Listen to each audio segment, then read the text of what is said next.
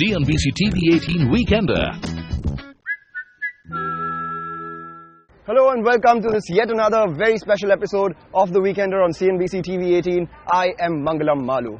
The West Indian great CLR James has written, "What cricket do they know? Cricket who only know." And our guest is the most accurate embodiment of that truism, Harsha Bhogle, the man who we know as the voice behind India's collective cricket memory. He joins us on The Weekender.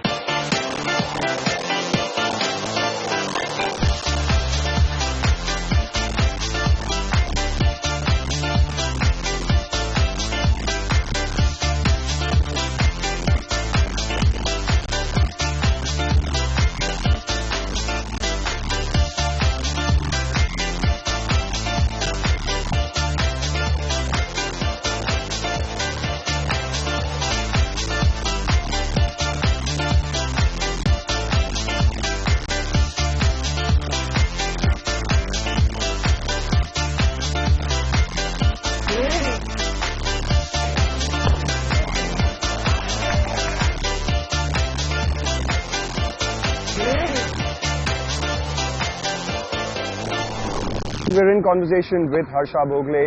Harsha, first of all, thanks a lot for joining us on CNBC TV 18. Thank you. And I'd like to congratulate you on the turnaround time. We spoke just about a week ago. Sometimes you have more time than you think you would. So that's not bad. Right. What do you think of the outflow? You know, the kind of support that there was. And even Amul had an ad on you. And to my mind, that's the barometer of what's on top of people's mind at that point in time. I don't know. Maybe Rahul Dakuna is just a cricket lover. But it's been interesting. Sometimes you don't realize the affection that exists, and so it's been very humbling, very moving, and it's good to know. But it doesn't change life beyond that. It's a wonderful feel-good thing, but it doesn't change life beyond that. So you heard nothing from anyone else before or anything after that? It's okay. Things happen. Let's take a rewind. Harsha, you're a chemical engineer, management graduate, advertising professional. What made you take the jump towards cricket broadcast and cricket commentary? You know, life's always a set of connecting trains. It started back in the early 80s, and I'd play cricket. It's very fashionable to say that he never held a cricket bat in his life, but truth rarely comes in the way of a good story. And I'd score my runs, I'd come back, and one day my father told me, "Why don't you try to speak?" And I went to the local All India radio office. Hyderabad was a very, very warm, welcoming city. And they gave me a break on Yovani, they allowed me to audition on radio. I started doing radio broadcasts, and luckily I started on radio because it is the most beautiful medium for cricket, but it's also the easiest medium to be on. Made a bit of a name in radio, got a break in television, did a bit on Doordarshan. One thing leads to the other, but sometimes you've just got to be in the right place at the right time. So was the money too much at that point in time, or has it increased considerably because of the viewership that there is? I don't know if it's increased because of the viewership, but it bears no relation to what it was. 100 rupees a day on All India Radio and Doordarshan. An additional 50 or 75 rupees a day as daily allowance. So nobody who worked on All India Radio ever did it for the money. And sometimes that was the standard you got. And my first professional television gig was with TWI for the Hero Cup, and they paid me $100 a day. And a friend of mine said to me, "Are you nuts? You should never be working for that kind of money." And I said, "Shh, don't tell them I'd pay them that kind of money to do it."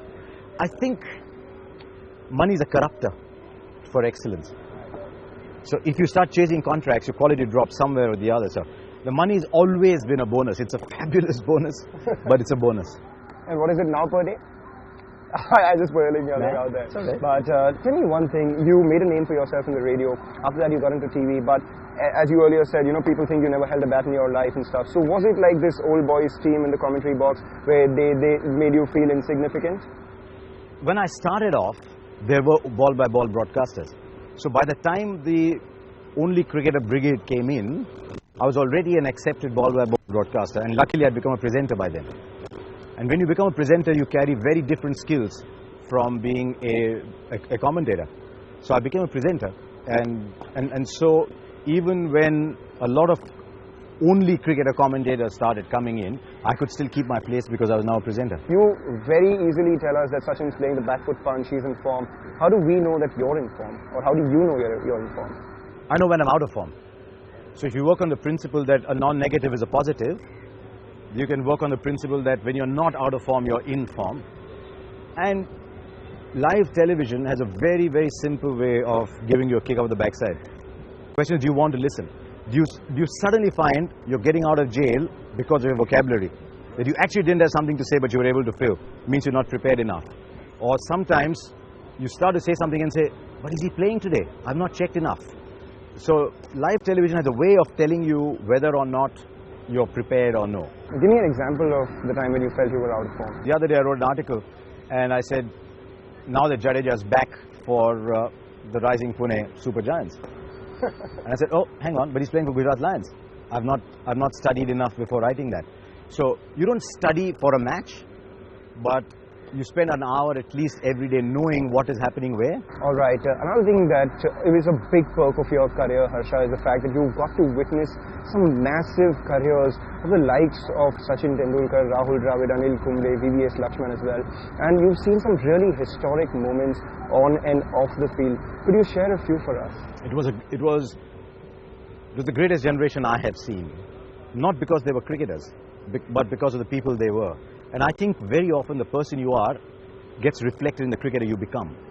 And that if your personal work ethic isn't great, your personal habits aren't great, your personal commitment isn't great, you start to get arrogant very quickly, it impacts your cricket, your shorter careers. The history of the world has shown that. And I thought one of the reasons the Tendulkars, the Kumbles, the Dravids, the Lakshman, even Ganguly for that matter, who was a little different from all of them because he was more in your face and he needed to be as a captain, I think you'll find that they were all a certain kind of people. And it was wonderful seeing. I mean, to see Tendulkar's 155 at Chennai when the big Tendulkar Warren challenge was at its peak was fantastic. To see India winning a test match at Lord's, winning a test match in Perth, to winning a test match at Leeds in 2002, winning the first T20 World Cup in 2007. These are just fantastic moments to be part of. And yeah, you're lucky to see a little bit of history. You miss a bit, you get a bit. I'll always feel very sad. I wasn't on the 2004 Indian tour to Pakistan, for example, where people on either side showed what good cheer and bonhomie can achieve. Do you think that has percolated down to the current generation as well? Of course, it will penetrate down, but eventually it is your work ethic more than your talent that counts. As I keep saying to people, talent opens at best a second door for you. How has broadcast commentary changed over the years, and with social media where one tweet can lead to an unceremonious exit, how do you keep yourself so relevant? I don't think a day will ever come when a tweet will cause an exit for somebody. I think Twitter is very important because it gives, or Facebook for that matter, because it puts you directly in contact with the fan. Just as sport has changed from 50 overs, from long form cricket to 50 overs cricket to 20 overs cricket, style of broadcasting has changed as well. You can be a nice, relaxed storyteller in test match cricket. You almost need to be because you have a lot of time. You get 100 words there, you get 10 words in T20 cricket. And so the broadcast has tested. Styles have changed completely. The game is more up. People want to hear more from a commentator than less, which is something, I mean, a lot of people say, oh, Richie Beno would be turning in his grave. Rod Bestowed is a great man. But the times have changed. How do you keep yourself so relevant? Mangalam, I'll answer that question, but as I'm so used to saying, after this little break. Life's too boring if you start not liking cricketers. You should never hope a cricketer fails, because he could hope you will fail, and that's not a great sentiment. CNBC TV 18 Weekender.